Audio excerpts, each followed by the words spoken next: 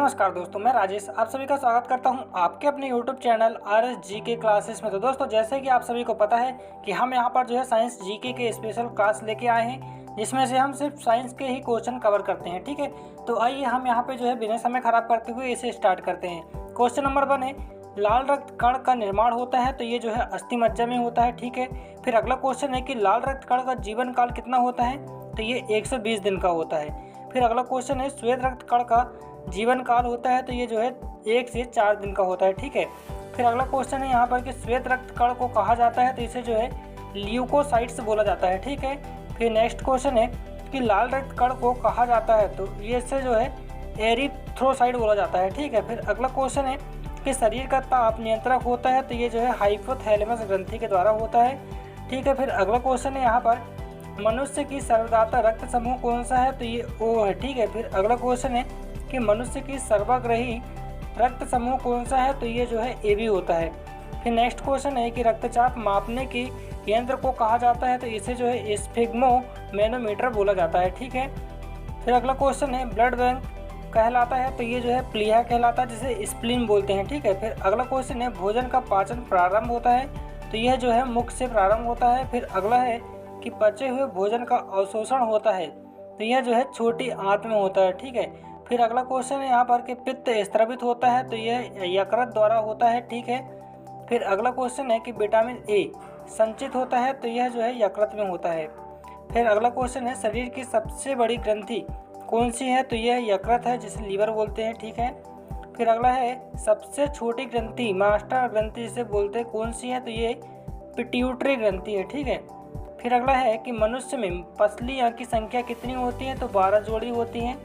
फिर अगला क्वेश्चन है शरीर में हड्डियों की संख्या मतलब हड्डियों की कुल कितनी संख्या होती है, तो ये 206 हड्डी पाई जाती है। ठीक है, फिर अगला क्वेश्चन है कि शरीर में मांसपेशियों की कुल संख्या कितनी है, तो 639 पाई जाती हैं। फिर अगला क्वेश्चन है लार में पाया जाने वाला एंजाइम होता है तो ये टाइलिन होता है। ठीक है, फिर अगला है कि लिंग निर्धारण कहाँ से होता है, तो यह जो है पुरुष क्रोमोसोम पर होता है। ठीक है, फिर अगला क्वेश्चन है यहाँ पर कि मनुष्य का हृदय होता है तो यह जो है 4 कोष्ठी होता है। ठीक है, फिर नेक्स्ट क्वेश्चन है शरीर में गुणसूत्रों की संख्या पाई जाती है तो इसमें जो है 46 गुणसूत्र पाए जाते हैं। फिर अगला क्वेश्चन है शरीर का सबसे बड़ा अंग है तो यह त्वचा होती है। फिर अगला क्वेश्चन है शरीर की सबसे बड़ी कोशिका कौन सी है, तो यह जो है तंत्रिका तंत्र है। ठीक है, फिर नेक्स्ट क्वेश्चन है शरीर में अमीनो अम्ल की संख्या कितनी है, तो यह जो है 22 है। ठीक है, फिर अगला क्वेश्चन है शरीर में प्रतिदिन मूत्र बनता है तो यह जो है 1.5 लीटर प्रतिदिन बनता है। ठीक है, फिर अगला है इसमें कि मूत्र दुर्गंध देता है क्योंकि इसमें जो है यूरिया के कारण ऐसा होता है। ठीक है, फिर अगला है कि मानव मूत्र अम्लीय का pH मान कितना होता है, यह 6 होता है। ठीक है, फिर नेक्स्ट क्वेश्चन है कि शरीर का सामान्य तापमान होता है तो यह जो है 98.6 डिग्री फ़ारेनहाइट होता है। ठीक है, या अगर डिग्री में बोले तो 37 डिग्री सेल्सियस होता है, और या फिर केल्विन की बात करें तो 310 केल्विन होता है। ठीक है, फिर अगले क्वेश्चन की ओर चलते हैं तो मानव शरीर में टीबिया नामक हड्डी कहाँ पाई जाती है, तो यह पैरों में पाई जाती है। ठीक है, फिर अगला है कि दांतों और हड्डियों की संरचना के लिए आवश्यक तत्व है तो यह जो है कैल्शियम एवं फास्फोरस है। ठीक है, फिर अगला है कि रुधिर को थक्का जमने में सहायक होता है तो यह प्लेटलेट्स होती हैं। फिर नेक्स्ट क्वेश्चन है यहाँ पर कि मस्तिष्क तथा सिर के अध्ययन से संबंधित है तो यह जो है फ्रेनोलॉजी है। ठीक है, फिर अगला है श्वसन के दौरान सर्वाधिक मात्रा में ली गई गैस होती है तो यह नाइट्रोजन होती है। ठीक है, फिर अगला है जीवित जीवाश्म कौन से होते हैं, तो यह साइकस होता है। फिर नेक्स्ट क्वेश्चन यहाँ पर कि मिनी माता रोग किसके कारण होता है, तो यह जो है जल में मरकरी के प्रदूषण से होता है।